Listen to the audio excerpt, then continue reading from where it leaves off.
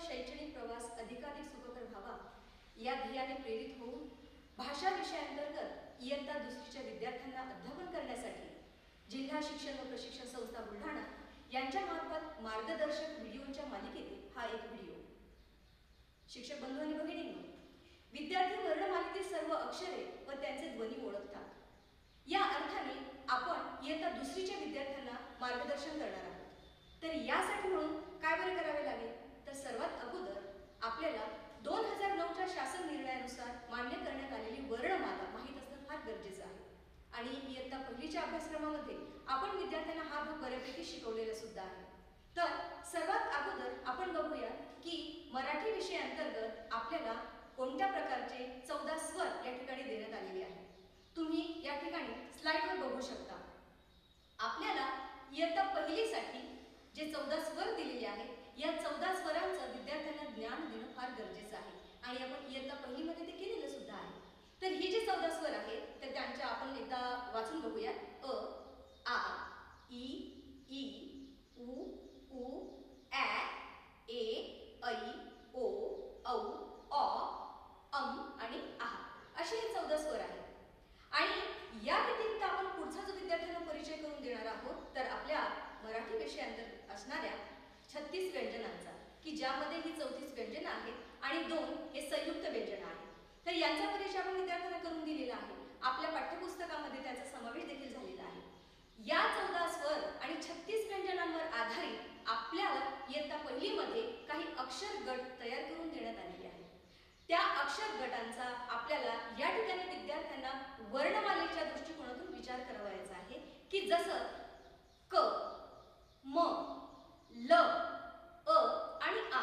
आपण यामध्ये लक्षात हे घेऊ शकता की यामध्ये आपल्याला काही स्वर सुद्धा दिलेले आहेत आणि काही व्यंजन सुद्धा दिलेली आहेत। म्हणजेच विद्यार्थ्यांना यानंतरच्या स्टेपमध्ये गेल्यानंतर आपल्याला त्या अक्षरांना स्वरांचा सुद्धा परिचय आपल्याला करून द्यायचा आहे। स्वरांना लागून आलेल्या ध्वनिचिन्हांचा परिचय सुद्धा आपल्याला त्या ठिकाणी करून द्यावायचा आहे।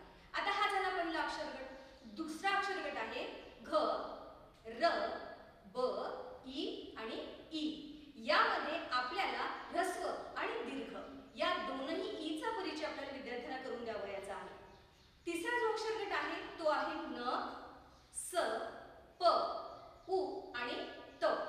या अक्षर गटामध्ये आपण अगोदरची जी स्वरचिन्ह शिकलेलो आहोत या सगळ्या स्वरचिन्हांचा आपल्याला या ठिकाणी उपयोग करून घ्यावायचा आहे। जसं की आपण पहिल्या अक्षर गटामध्ये क आणि आ म्हणजेच काय, क ला ज्यावेळेस आपण आ आणि क एकत्र करूया त्यावेळेस क चा तयार होणार आहे का। म्हणजेच विद्यार्थ्यांना या ठिकाणी लक्षात आलेलं आहे की व्यंजन आणि व्यंजनाला लागून आलेला स्वर, त्याच्यामुळे तुमचा अक्षर तयार झालेला आहे का। यानंतरचा जो अक्षर गट आहे तो आहे ए, च, ळ, ह आणि झ।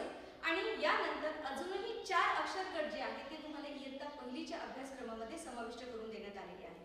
ज्या वेळेला विद्यार्थ्यांना आपण या वर्णमालेचा परिचय करून देत असतो त्यावेळेला स्वरचिन्ह आणि व्यंजन यांचा सहसमन्वय साधणं फार महत्त्वाचं असतं। आणि जेव्हा आपण हे करू, यालाच आपण ज्या वेळेला डिटेलिंगमध्ये नेऊ, सखोलपणे आपण विद्यार्थ्यांना मार्गदर्शन करू, तर निश्चितपणे त्याचा फायदा असा होतो की विद्यार्थ्याला दिलेलं अक्षर आणि त्याला लागून आलेला स्वर यांचं सखोल ज्ञान विद्यार्थ्याला त्या ठिकाणी होत असतं। आणि याची वारंवार पुनरावृत्ती होणं हे फार गरजेचं आहे। आपण या ठिकाणी या स्लाइडमध्ये हे अक्षरगट जे दिलेले आहेत हे अक्षरगट आपण या ठिकाणी बघू शकता। याच अक्षर गटांना आपल्याला त्या अक्षर गटाच्या माध्यमातून विद्यार्थ्यांना स्वर लावून आपल्याला त्या विद्यार्थ्यांना अक्षरगट कसा वाचायचा हे आपल्याला शिकवायचं आहे। आता आपण बघितलेलं आहे की घ, घ ला जर आपण आ लावला तर त्याचा होणार आहे घा। र ला जर आपण छोटी ई लावली तर ती होणार आहे री। आपण ब ला जर मोठी ई लावली तर त्याचं होणार आहे बी। म्हणजेच आपण ज्यावेळेस उच्चार करू, उच्चार करत असताना विद्यार्थ्यांना आपल्या उच्चारणातून कुठला स्वर कुठल्या व्यंजनाला लावलेला आहे हे मात्र निश्चितपणे समजलं पाहिजे। बरेचदा काय होतं, आपण बोलत असताना न नळाचा आणि द वाढाचा असं आपण विद्यार्थ्यांना शिकवत असतो। पण शिक्षक बंधू आणि भगिनींनो, आपल्या उच्चार जे आहे ते उच्चार जर शुद्ध आणि स्पष्ट असतील तर निश्चितपणे विद्यार्थी न आणि न या दोन्हीमधला फरक ते समजून घेऊ शकतात। म्हणून शिक्षकांचे एक आदर्श उच्चारण विद्यार्थ्यांच्या समोर असणं फार गरजेचं आहे। आपल्याला इयत्ता दुसरीमध्ये भाषा विषयाच्या अंतर्गत अक्षरगट शिकवायचे आहेत। या अक्षर गटांना वेगवेगळ्या प्रकारचे स्वर लावून आपल्याला संपूर्ण वर्णमाला ही विद्यार्थ्यांपर्यंत नेऊन पोहोचवायची आहे। म्हणजेच काय, या पद्धतीने आपण विद्यार्थ्यांना पुढील अक्षरांकडे, अक्षरांच्या गटांकडे आणि त्यानंतर विविध स्वरचिन्ह लावून आलेल्या विविध शब्दांकडे आपण मुलांना अगदी पायरीने घेऊन जाणार आहोत। आणि यामध्ये आपण इयत्ता पहिलीच्या पाठ्यक्रमाच्या पुस्तकाचा निश्चितपणे वापर आपण करायला हवा। अगदी सखोलपणे त्यामध्ये या विषयावर चर्चा केलेली आहे। आपणास त्या पुस्तकामध्ये जे मार्गदर्शन दिलेले आहे त्या मार्गदर्शनानुसार आपण जर विद्यार्थ्यांना विविध स्वरचिन्हे लावून अध्यापन जर करू शकला तर त्याचा फायदा विद्यार्थ्यांना निश्चितपणे होईल। आणि म्हणूनच आपण ही जी अक्षर गट आहेत या अक्षर गटांनुसार विद्यार्थ्यांना वर्णमाला शिकवावी असं मला वाटतं। तर हा मार्गदर्शक व्हिडिओ निश्चितपणे आपल्या सगळ्यांसाठी उपयोगी ठरेल असं मला वाटतं। थांबते, धन्यवाद।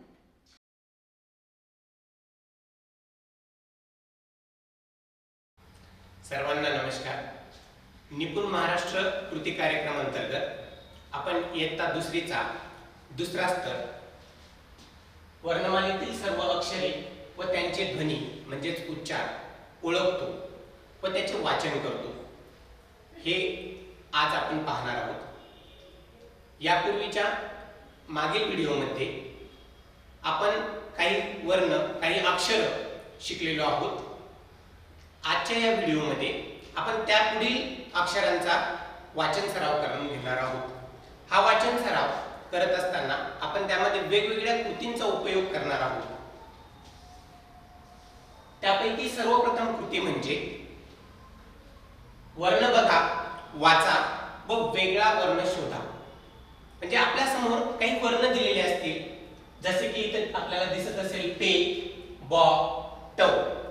या पे गटामध्ये सर्व ठिकाणी पे पे दिलेला आहे, परंतु त्या पेलाच सारखं एक फे दिसणारा वर्ण किंवा अक्षर इथे समाविष्ट करण्यात आलेला आहे, जे की त्यातलं वेगळं शोधायचं आहे आणि त्या अक्षराला आपल्याला गोल करायचा आहे। दुसरी कृती आहे ती म्हणजे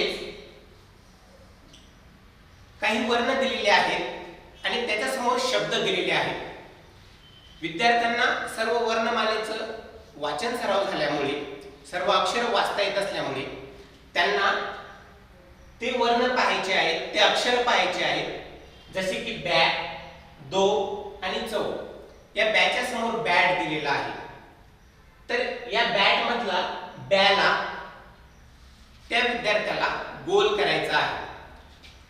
दो, दो मधल्या या दोला गोल करायचा आहे आणि या दोचा दोन असा वाचन सराव आपल्याला करून घ्यायचा आहे।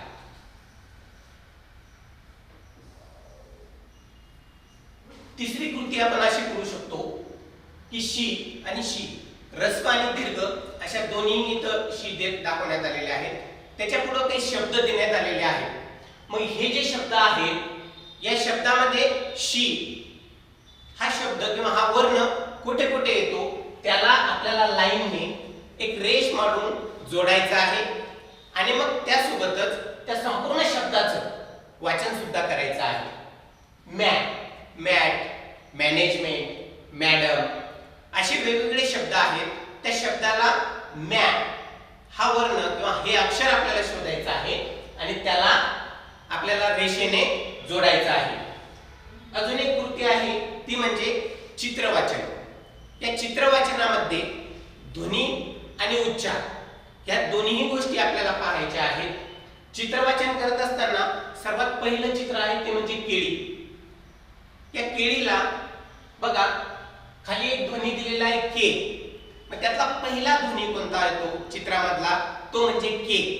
तर या केला आपण सरळ रेषेने जोड्या लावामध्ये जोडी लावायची आहे। दुसरं चित्र आहे पैसे किंवा विद्यार्थी इथं त्यांना चित्र दाखवल्यानंतर रुपये सुद्धा म्हणू शकतात, परंतु आपण उत्तरामध्ये पै दिलेला आहे त्यामुळे तो सिमिलर शब्द, सारखा शब्द आहे म्हणून पैसे। तर आपल्याला इथं पहिला ध्वनी शोधायचा आहे पै। असे वेगवेगळे चित्र आपण विद्यार्थ्यांना दाखवू शकतो। यासोबतच आपण सर्व विद्यार्थ्यांना हे ध्वनी त्यांचं वाचन योग्य प्रकारे येते की नाही हे पडताळून पाहण्यासाठी शाळेमध्ये उपलब्ध असलेले वर्तमानपत्र किंवा त्यांच्या घरी असलेले वर्तमानपत्र याच्यामध्ये आपण वेगवेगळे ध्वनी त्यांना देऊ शकतो आणि ते शोधायला लावू शकतो, म्हणजे त्यांना त्यांची वाचन क्षमता विकसित झाली की नाही हे आपण त्याच्या माध्यमातून पाहू शकतो. आपल्या पुस्तकामध्ये असलेले वेगवेगळे नकाशे, याच्यामध्ये असलेले भरपूर गावं, हे गावं शोधण्याचा खेळ आपण खेळू शकतो, म्हणजे शोधत असताना त्यांची वाचन क्षमता विकसित झाली की नाही ते आपल्याला लक्षात येईल. ह्या कृती फक्त आपल्यासाठी नमुना दाखल आहेत.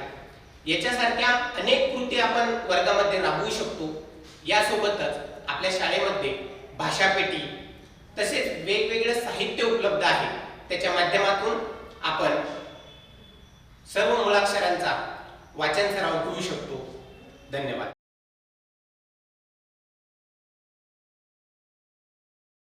सर्व शिक्षक बंधू भगिनींना माझा नमस्कार. निपुण महाराष्ट्र अभियान कृती कार्यक्रमांतर्गत इयत्ता दुसरीसाठी वाचन कौशल्याअंतर्गत प्रथम भाषेसाठी ज्या अपेक्षित अध्ययन क्षमता आहेत त्यातील अध्ययनाचा स्तर क्रमांक 2 म्हणजे विद्यार्थी वर्णमालेतील सर्व अक्षरे व त्यांचे ध्वनी म्हणजे उच्चार ओळखतो हा आहे. तर आपल्या सर्वांना माहीतच आहे की वर्णमालेत एकूण अ, आ, इ, ई, उ, ऊ, ए, ऐ, ऐ, ओ, औ, औ, अम आणि आहा हे स्वर आहेत आणि क ते ज्ञ ही व्यंजने आहेत. आणि ह्या सर्व स्वर आणि व्यंजनांचा परिचय अध्ययन क्षमता क्रमांक 1 मध्ये विद्यार्थ्यांना झालेला आहे आणि विद्यार्थी ह्या स्वरांचे आणि व्यंजनांचे वाचन करतात.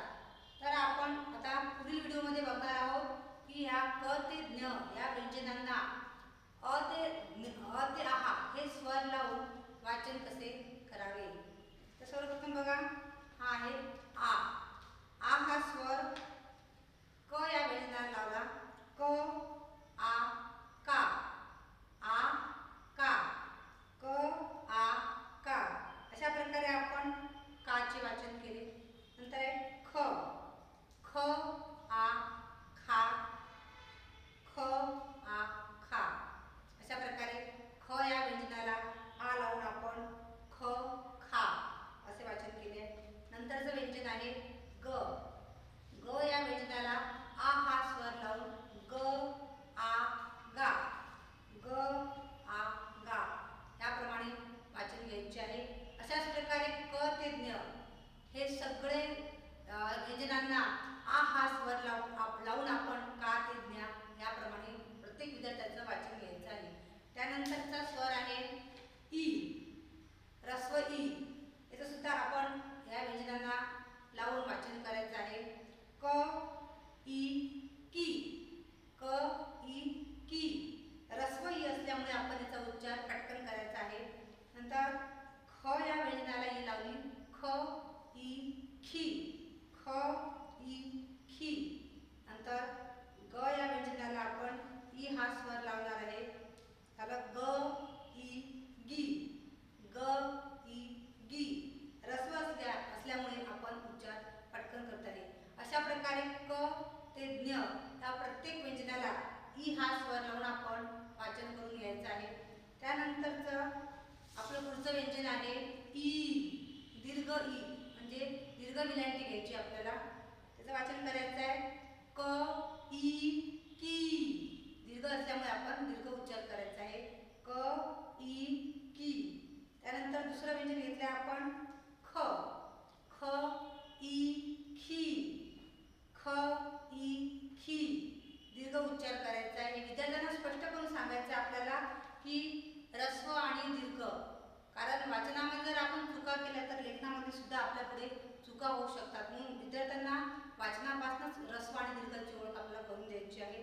नंतरचं आपलं व्यंजन आहे ग. ग, ई, गी.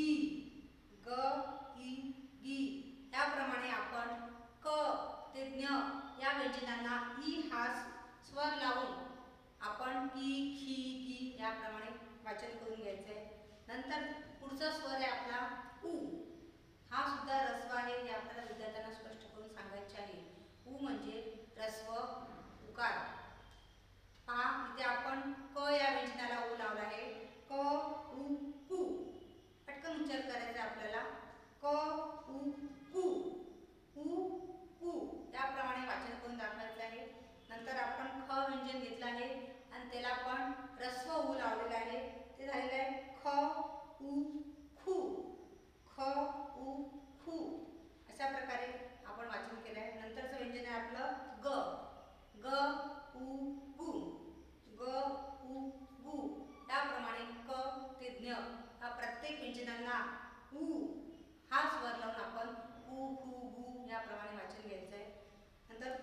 आपला स्वर आहे ऊ. याला आपल्याला दिसत आहे शेपटीसारखं, म्हणजे हा दुसरा उकार आहे. हे मुलांना स्पष्ट करून सांगायचं आहे. आणि याचं वाचन करताना क ऊ कू असं दीर्घ आपल्याला वाचन घ्यायचं आहे. ऊ कू. नंतर दुसरा स्वर घेतला आपण ख. ख ऊ खू. ख ऊ खू याप्रमाणे वाचन घ्यायचं आहे. नंतर पुढचा उच्चार आहे आपला, पुढचा स्वर व्यंजन आहे आपलं ग. ग ऊ गू. ग ऊ गू याप्रमाणे आपण ऊ हा दीर्घ उच्चार आपण करणार आहोत. अशा प्रकारे ए ऐ ओ अ औ अम आहा हे स्वर लावून आपण पुढील भागात तो व्हिडिओ बघणार आहोत. तर बघा, एक शैक्षणिक साहित्य केलं आहे. अगदी घरगुती आपलं खोके वगैरे असतात आणि आपण साधे क ख चे